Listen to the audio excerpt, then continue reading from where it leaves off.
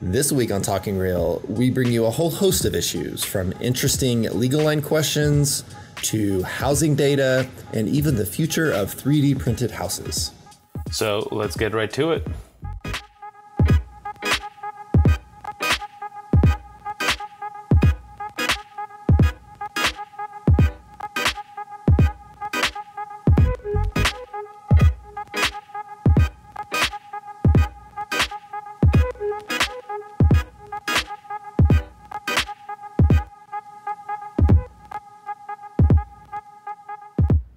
Welcome back to Talking Real, brought to you by the Oklahoma Association of Realtors. This is episode 163 of Talking Real, and Nabil and I are not in the studio together. I'm actually in the studio, aka Nabil's office, but he is elsewhere, so he's joining us from across some distance. But Nabil, how are you today? I'm doing well, Jeff. How are you? I'm just fantastic. Couldn't be any better. Yeah, no, I'm glad. I'm excited to record again, right? Yeah.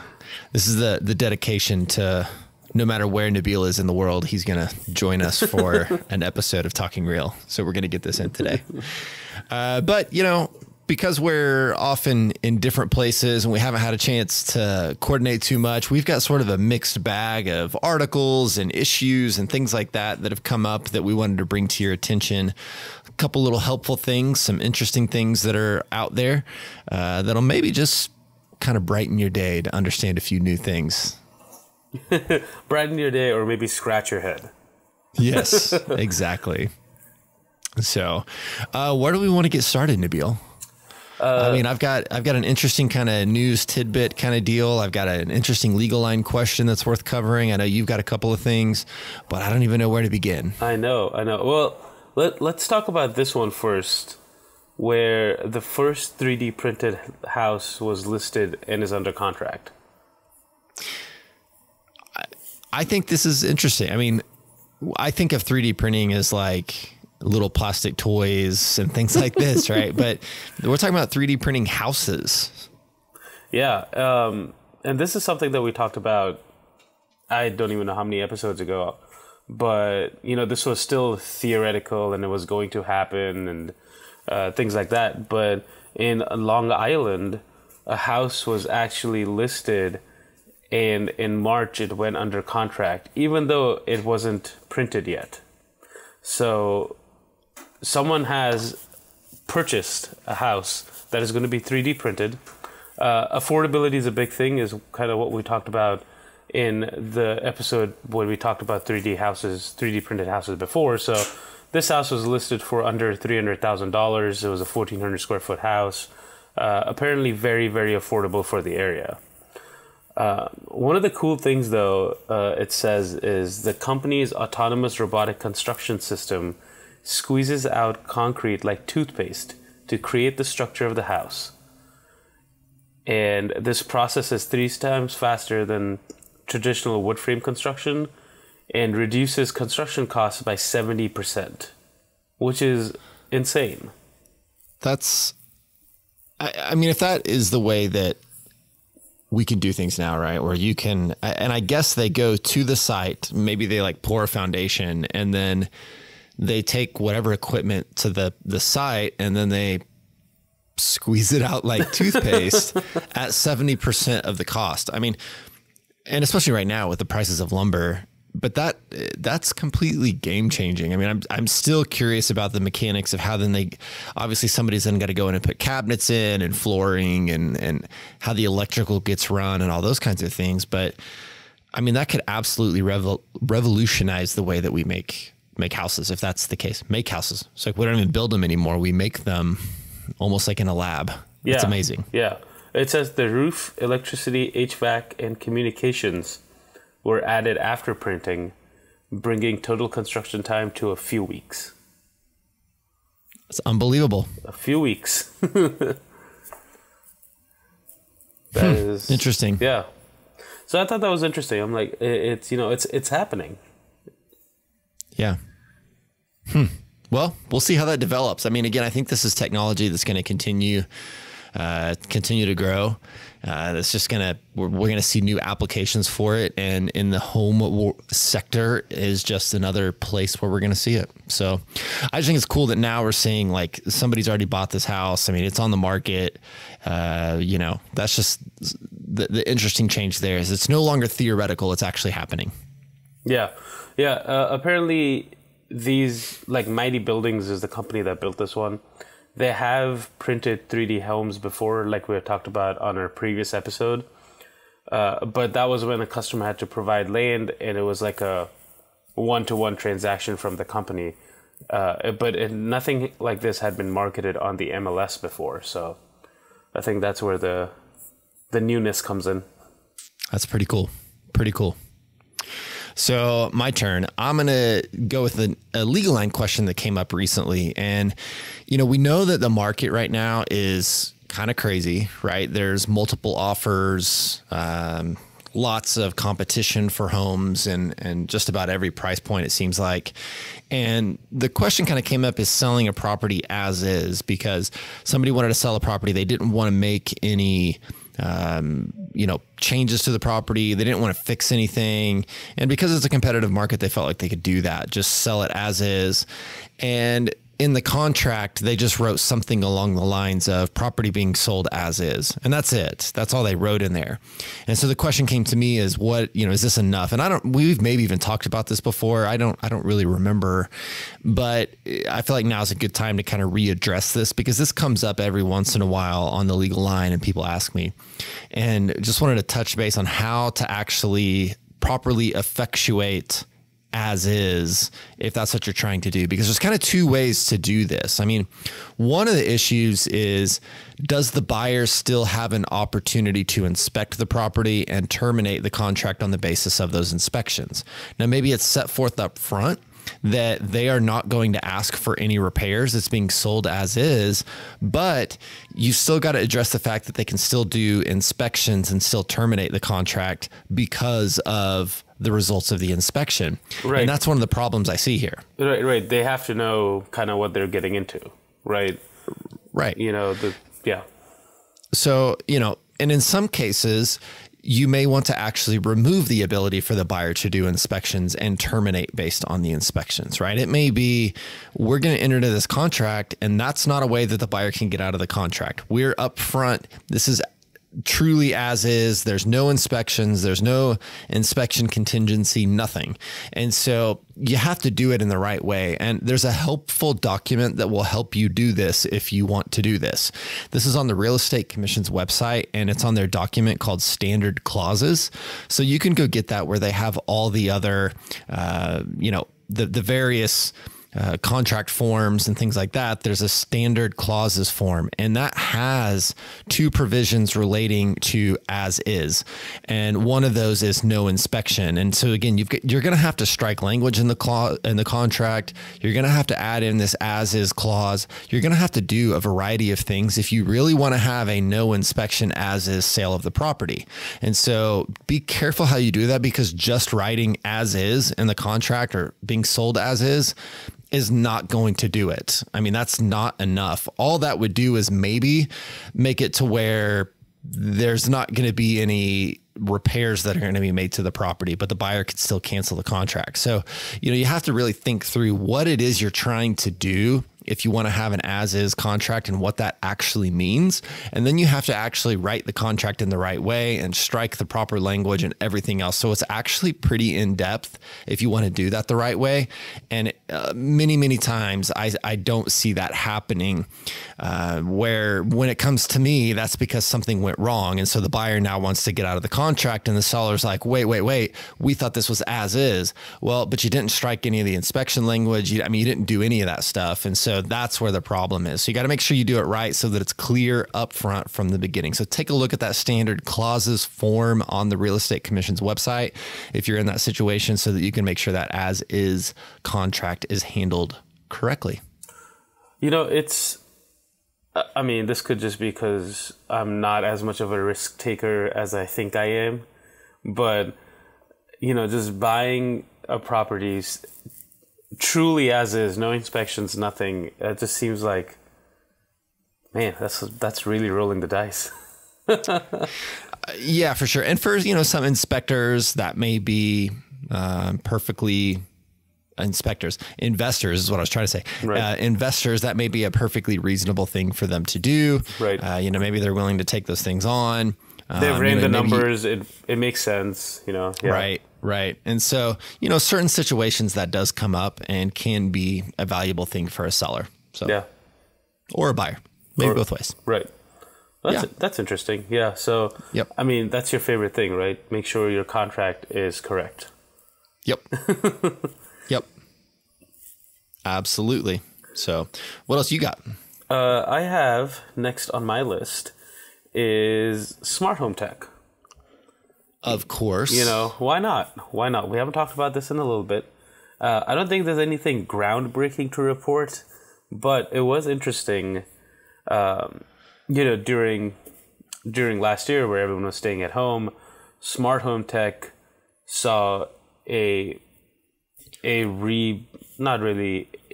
resurgence, I guess. Like more people were buying smart home tech because they were sitting at home trying to make their house smarter. But the thing that really, I guess, struck me as odd on this was, they mentioned things like smart speakers, smart lighting, smart plugs, doorbells, thermostats, etc., etc.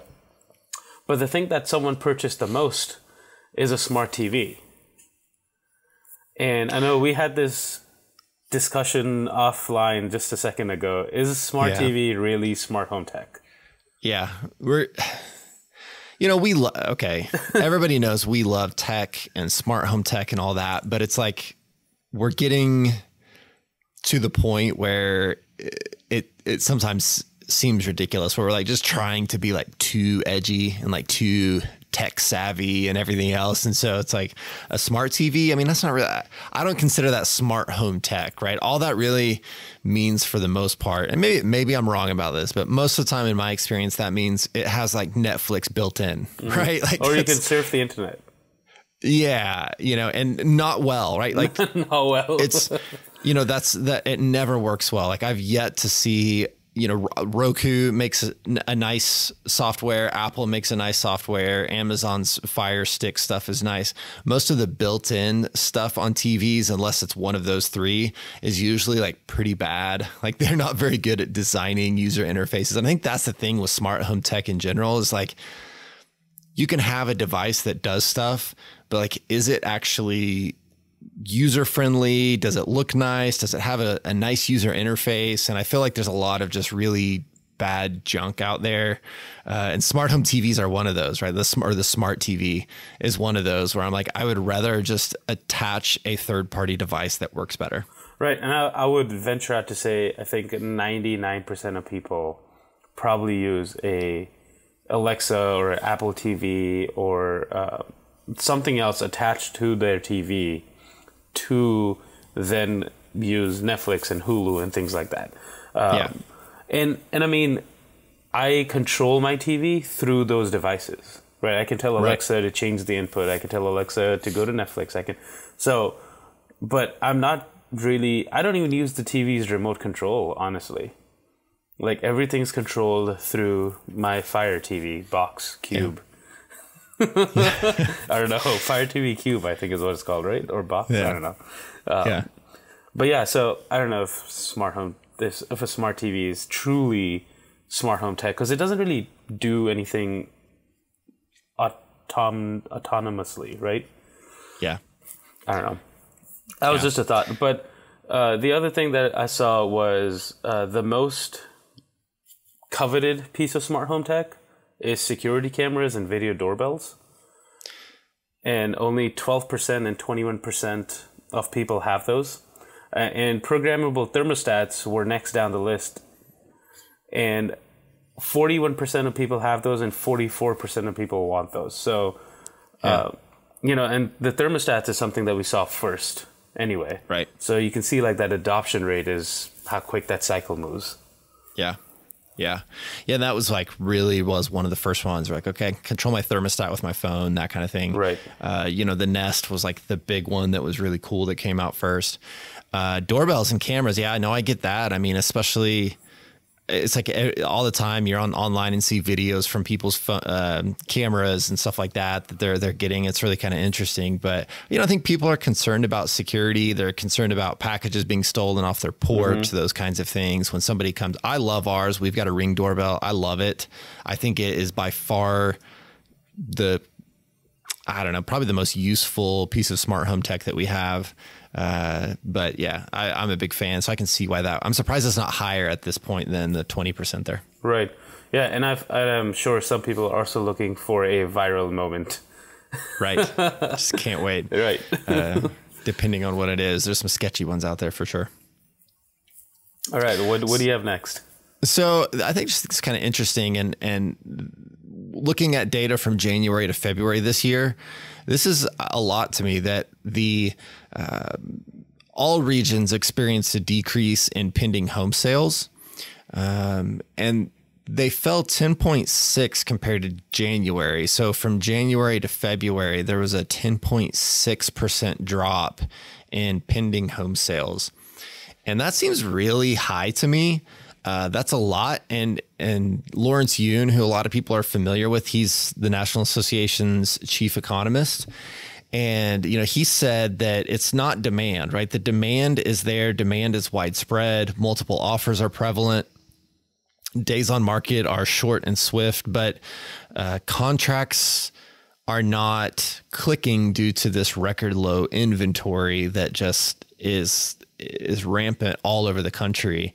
And so we're now reaching that point where we're seeing home sales drop because there just isn't any inventory, which is just really kind of wild. I mean, it's been bad, and I think it just continues to be bad and worse, you know? So really kind of struggling here. It's talking about potential buyers are having to, you know, change their geographic areas where they're looking, you know, looking at different options, different price points.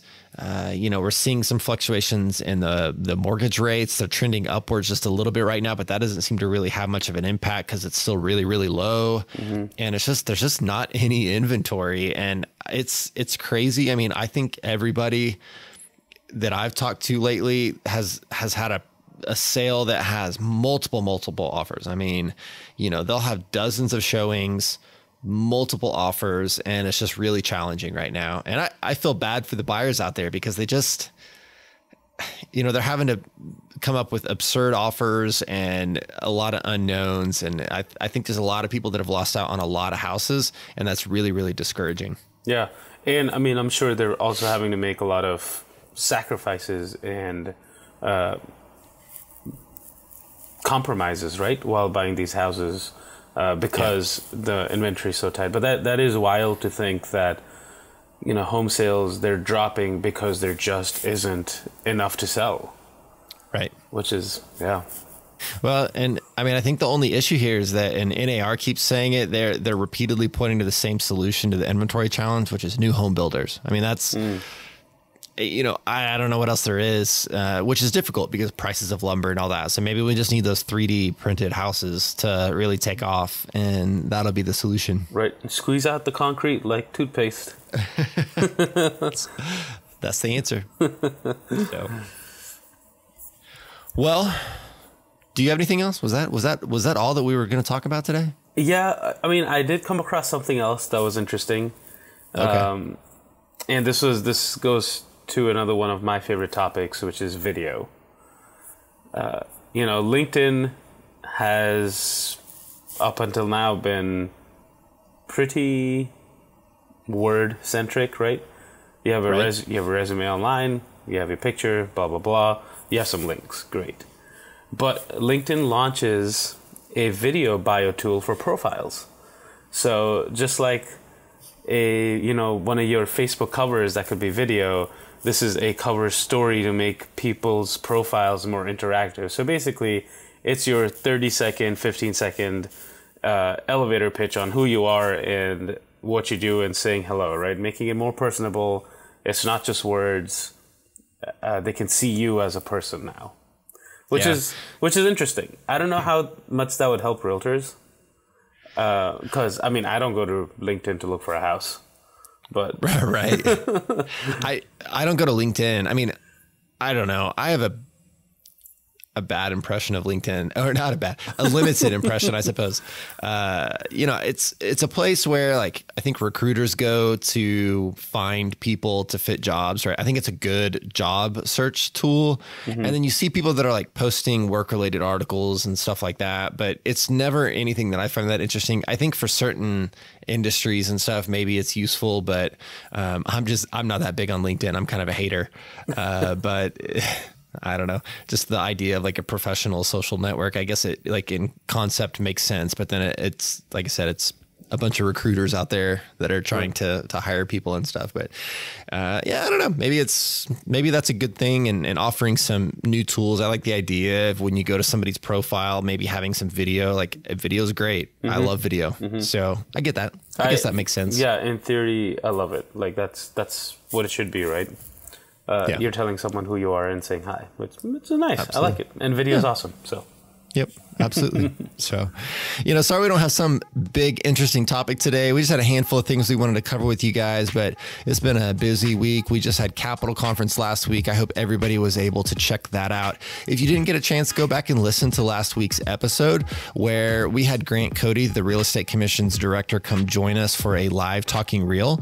And, he brought us a lot of great information. So go check that out. If you're a realtor in the state of Oklahoma, that's must listen radio right there. So definitely check that out. Internet radio. I like it. Podcast. So, so check that out. And, Nabil will be back in the office next week. I'll be back in the office. We're going to be bringing you more guests. We've got some lined out, and we're going to have some very interesting things coming down the pipeline. So we got lots of great guests and great info coming your way very soon on Talking Real. That's right. And if you haven't done so yet, hit that subscribe button so you know when that next episode is out. And if you feel so inclined, you enjoy this podcast, leave us a review, write us a rating. We love hearing from you and seeing those 5 stars. Absolutely. We appreciate it very much. So until next time, we'll see you next Tuesday on Talking Real.